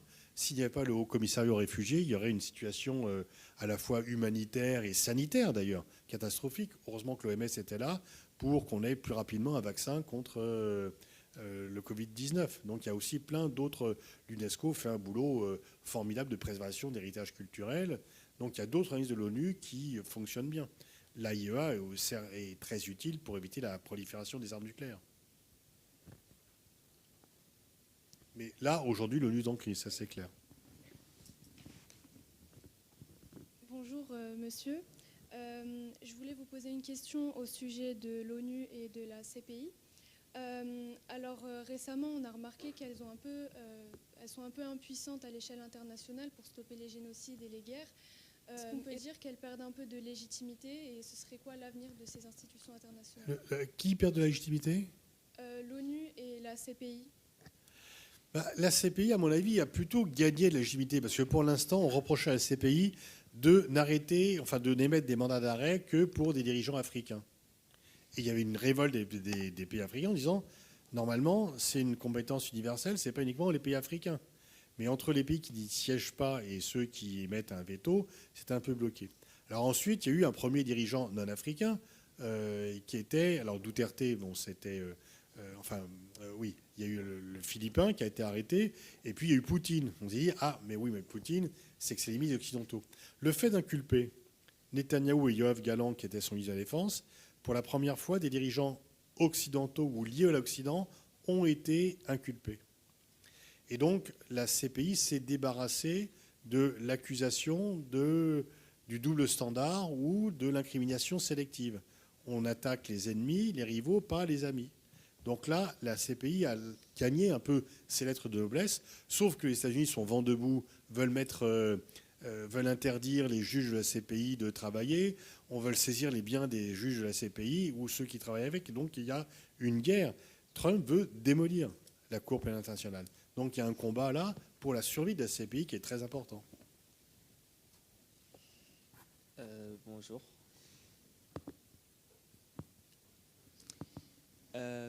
En parlant du droit de veto de l'ONU, des sièges permanents de l'ONU, est-ce qu'il n'est pas plus handicapant que réellement qui sert Le problème, c'est que s'il n'existait pas, ni les États-Unis ni l'Union soviétique à l'époque ne seraient rentrés. Donc c'est un handicap, mais sinon ça n'existerait pas. Donc il faut le prendre comme tel. Jamais les États-Unis n'auraient accepté d'entrer dans une organisation qui peut décider quelque chose s'ils n'ont pas un droit de veto, et jamais l'URSS ne l'aurait fait aussi. Aujourd'hui, ça fait peut-être 30 ans que le Royaume-Uni ou la France n'ont pas utilisé le droit de veto. C'est toujours utilisé. Généralement, ça a été utilisé de façon systématique par la Russie pour protéger la Syrie et les États-Unis pour protéger Israël. Maintenant, il y a aussi l'Ukraine. Mais il n'y a que ces deux pays qui se servent du droit de veto. Même la Chine ne l'utilise pas beaucoup. Mais à l'heure actuelle, est-ce qu'il n'y a pas une façon plus pragmatique d'opérer sans les droits de veto? C'est-à-dire que pour la Russie et l'Ukraine, le fait que la Russie mette son droit de veto par rapport à ça, est-ce que on ne peut pas agir de façon plus pragmatique sans les droits de veto? Agir sans. On ne va pas envoyer des soldats se battre contre la Russie en Ukraine pour éviter la Troisième Guerre mondiale. Donc en fait, on peut agir. Par exemple, on a agi de façon pragmatique au Kosovo en 1999 parce que malgré le fait qu'il n'y ait pas de résolution, on a envoyé des troupes. Ça n'a pas été une grande réussite. De même que les États-Unis en 2003, il n'y avait pas de mandat, ils ont envoyé des troupes. Mais le résultat a été pire que le mal qui était censé combattre. Donc quand on veut faire une guerre en dehors de l'ONU, c'est beaucoup plus gênant. Bonjour. Bonjour Monsieur Boniface, merci pour cette intervention. Je me présente, Serena Oxa, étudiante en deuxième année de sciences politiques à l'UVSQ. Ces derniers jours, on a pu voir que plusieurs États ont reconnu, comme le Royaume-Uni, le Canada ou encore l'Australie, un État palestinien, ou la France qui devrait le faire si ce n'est pas déjà fait. Ma première question, c'est de savoir si la reconnaissance d'un État palestinien va avoir un impact sur l'équilibre des forces au Moyen-Orient, ou si au contraire c'est plutôt symbolique. Et la deuxième question, c'est de savoir, dans l'hypothèse où Israël parviendrait à avoir le contrôle de Gaza, est-ce que quelles seraient les conséquences sur ses relations avec les pays arabes autour de Gaza? Merci. Alors, sur ta première question, oui, c'est symbolique, mais les symboles, ça compte. Et une fois encore, si ça ne comptait pas, Netanyahou ne mettrait pas autant d'énergie pour protester contre cela. Donc une fois encore, ça ne change pas sur le terrain. Ça ne va pas obliger l'armée israélienne à quitter Gaza ou la Cisjordanie, mais dans un combat politique de longue haleine, c'est un point vers la création de cet État. Et la deuxième question, disons que l'Arabie saoudite qui voulait se rapprocher d'Israël, le prince héritier qui est l'homme fort d'Arabie saoudite, Mohamed Ben Salman, ne veut plus le faire. Et on lui dit, mais il faut que tu connaisses Israël. Il dit non, tant qu'il n'y a pas une vraie perspective de création d'État palestinien, je n'y vais pas parce qu'ils ont compris que ce qu'on appelait les accords d'Abraham à l'époque, la reconnaissance d'Israël par le Maroc, les Émirats arabes unis et Bahreïn, sans que la question palestinienne soit mise dans cette reconnaissance, avait masqué la situation. Et d'ailleurs, quand les accords d'Abraham ont été signés, beaucoup de gens disent c'est la paix, c'est formidable, mais tu ne fais pas la paix avec les pays avec lesquels tu n'étais pas en guerre. Israël n'était pas en guerre avec le Maroc, pas en guerre avec les Émirats arabes unis, mais avec les Palestiniens. Et le 7 octobre est un peu la preuve de l'échec des accords d'Abraham. Tant qu'on était nombreux à dire que la question palestinienne était une bombe à retardement, qu'on pensait que tout allait bien, mais que tout ne va pas bien quand un peuple en occupe un autre, et qu'un jour ou l'autre, tu payes la note. Et on a payé la note le 7 octobre. Bonjour monsieur, ma question porte sur l'école de l'IRIS. Quels sont exactement les cours qui y sont dispensés et comment on y entre ? Alors, c'est l'école de l'IRIS Sub, c'est ouvert au bac plus 4 et bac plus 5. Il faut avoir une licence pour rentrer. Et il y a 2 années, il y a une année généraliste et une année, la 4e année, enfin la bac plus 4, une année de spécialisation, soit analyse de stratégie internationale, prospective, métier à prospective, sécurité et défense, et analyse stratégique, et un autre volet qui est les métiers de l'humanitaire. Et donc, il faut rentrer sur dossier, il y a un entretien, et les cours, tout est sur le site, donc je ne vais pas t'énumérer ça, tout est sur le site, il y a une brochure aussi que tu peux commander. Et donc, tout le programme est sur le site, avec par qui sont donnés les profs qui enseignent.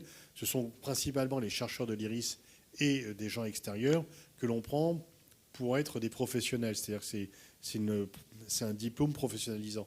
Pour ensuite... Les gens viennent de partout, ils repartent un peu partout. On a 2 accords avec Grenoble École de Management et avec Neoma qui nous envoient 25 étudiants chaque année pour leur année de césure. Et sinon, les gens qui viennent ont généralement fait... je ne propose pas de faire un bachelor de relations internationales parce que ceux qui existent ne sont pas très bons souvent. Il faut mieux avoir une solide formation en droit, en économie, en classe préparatoire, qui apprennent à travailler. Et les gens viennent d'un peu partout, ils repartent après un peu partout, quoi. Ils viennent d'histoire aussi. Enfin, il n'y a pas de filière privilégiée. Ce qu'on demande, c'est avoir une bonne culture géopolitique et surtout avoir une vraie motivation. Le fait de dire je veux sauver le monde est plutôt dangereux, quoi. Et donc, mais alors on ne demande pas un projet professionnel défini, mais faut pas être non plus dans un projet professionnel, parce qu'en fait, on est jugé aussi au fait de caser nos étudiants. Donc, quelqu'un qui voudrait juste... des fois, on refuse des gens qui disent « Ah, mais moi, vous savez, je suis à la retraite, je viendrais bien faire une année. » On ne prend pas parce que nous, on est jugé au fait que nos étudiants, quand ils sortent, ont un boulot. Bonjour, monsieur. Est-ce que, en tant qu'expert en géopolitique, vous voyez des points communs ou des divergences majeures entre les dynamiques des conflits en Ukraine et à Gaza, notamment du point de vue de la mobilisation internationale et de la perception médiatique ? De la perception des médiatiques, certainement, parce que dès qu'il y a une explosion en Ukraine, ça fait la une des journaux. C'est devenu tellement banal qu'il y ait des morts toutes les nuits à Gaza qu'on n'en parle pas.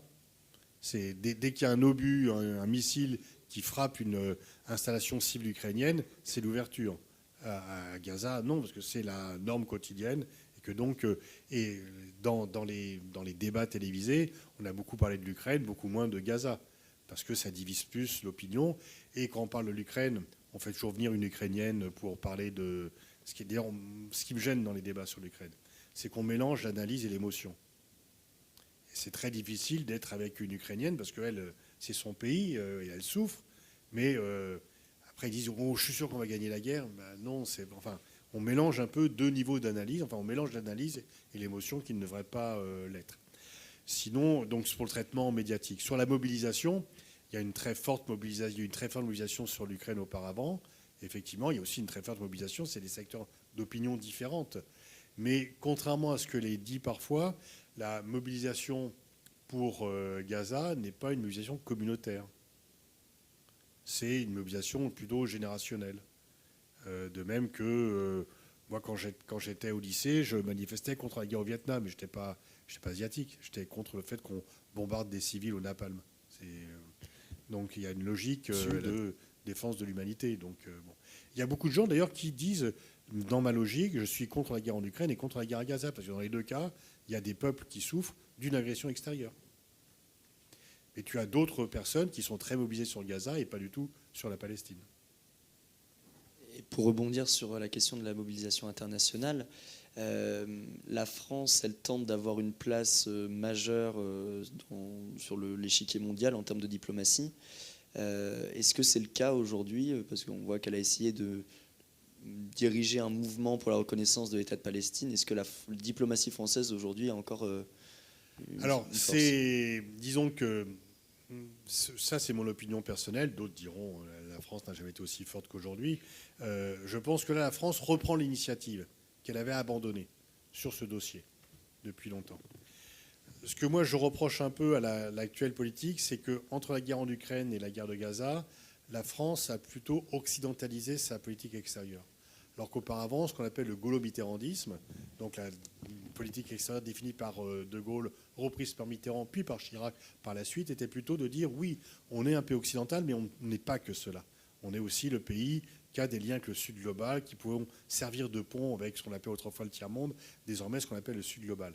Et du fait de la guerre en Ukraine, Macron a donné une connotation très pro-européenne et très occidentale à sa politique et moins Sud global, ce qui nous fait perdre un peu. Là, il y a une reprise en main, il y a une sorte de nouvelle dynamique avec Gaza. On va voir si, par exemple, si demain, Netanyahou dit puisque c'est comme ça, je ferme le consulat français à Jérusalem-Est, on verra s'il y a une réaction à la hauteur de cela. Parce que c'est vrai, très souvent, Israël a détruit des installations construites et payées par la France sans qu'on réagisse. Avec toujours la peur d'éviter l'accusation d'antisémitisme. Là, on va voir si cette dynamique qui est reprise va déboucher sur autre chose ou si elle va s'arrêter. Parce que la vérité, là encore, c'est un avis personnel, si on ne prend pas de sanctions contre Israël, il n'y a aucune raison qu'Israël change.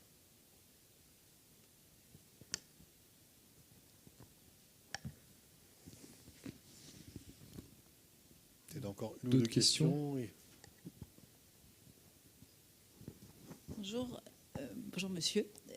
J'ai deux petites questions. Une sur les survols d'espace aérien européen ces dernières semaines. Et une également sur la position de Trump vis-à-vis de Taïwan.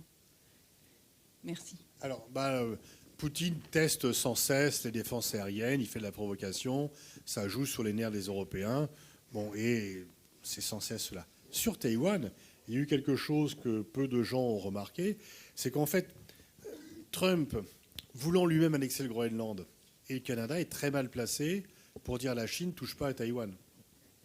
Surtout qu'en plus, normalement, personne ne remet en cause, à part 12 États qui reconnaissent Taïwan comme État indépendant, personne ne met en cause la politique d'une seule Chine, y compris la France, y compris les États-Unis.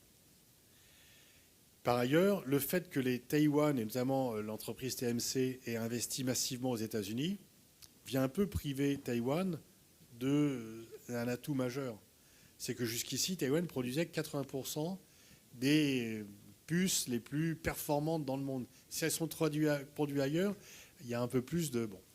Par contre, ce qui peut retenir la Chine d'envahir Taïwan, c'est l'échec russe en Ukraine, c'est le fait que ça pourrait créer une crise économique et donc délégitimer le Parti communiste, et qu'ils ne sont pas sûrs de réussir, et que Xi Jinping jouerait sa place dans l'histoire.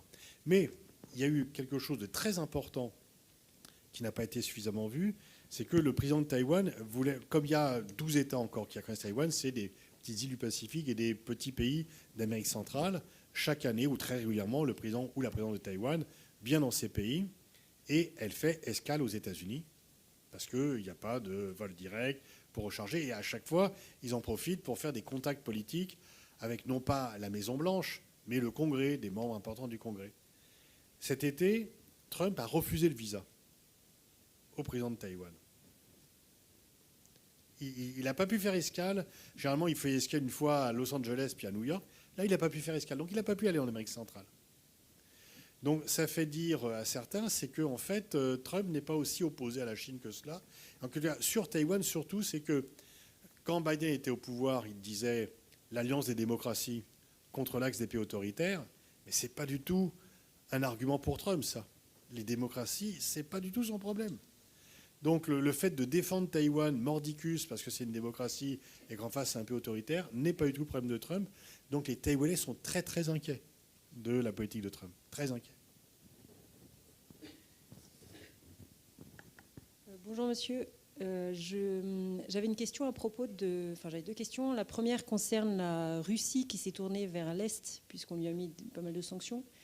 Est-ce qu'on a une idée du niveau de dépendance du coup de la Russie vis-à-vis de la Chine, puisque la Chine est quand même assez agressive de ce point de vue-là. Et puis ma deuxième question concerne la Turquie. Il me semble qu'elle a une géopolitique assez intéressante. Oui. Oui. Alors deux bonnes questions. La première, c'est qu'en fait, on a poussé la Russie dans les bras de la Chine. Des collègues américains comme John Mearsheimer ou Stephen Walz dit, voilà, à force de bloquer la Russie, on l'a poussé vers la Chine.